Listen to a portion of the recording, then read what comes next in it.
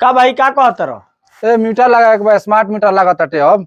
अच्छा smart meter लगाइल बड़ो। हाँ हाँ एगो काम करो ना, बोलो।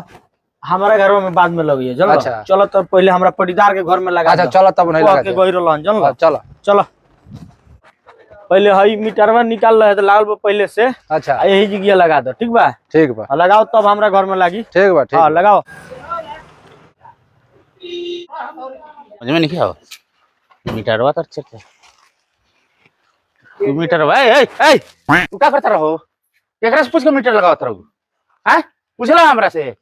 मतलब होयो न कलर मीटर लगा के तो नया मीटर लगा देना, पुराना मीटर होता कटुन में धैले बनी ये बोला के लिए लगवाए खातिर मर्दे। अरे चाचा रहे तो मर्दे लगावे दो।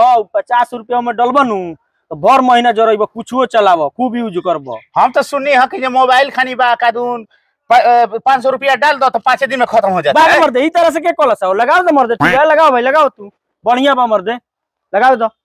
हाँ तो ढेर बिल आई तो तू ही बुझियो। बाग मर्दे बिल ना आई, टेंशन का लेता है, लगाओ भाई। हाँ भाई मीटर उटर लग गए ठीक बा। अब चलते ना, चलो तहार लगा देता नहीं, चलो तो तनी चलो भाई चलो चलो लगा दोहरो लगा दे चलो। लगले। चलो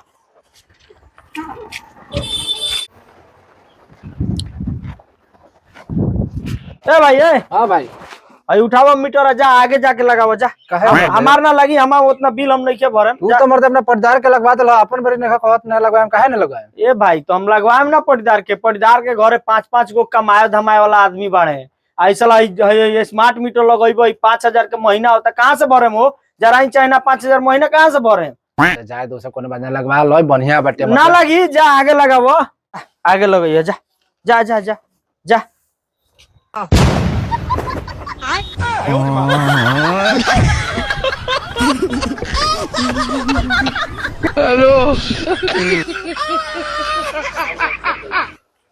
खबो हुआ हंसा दिलन हमरा के मीटर लगवा के। हैं ठीक कहल खिस्सा बा, साला पटीदार कोई के ना हुआ सो। हैं गथवा दिला हमरा के स्मार्ट मीटर लगवा के, अपने ना लगवैलो हो।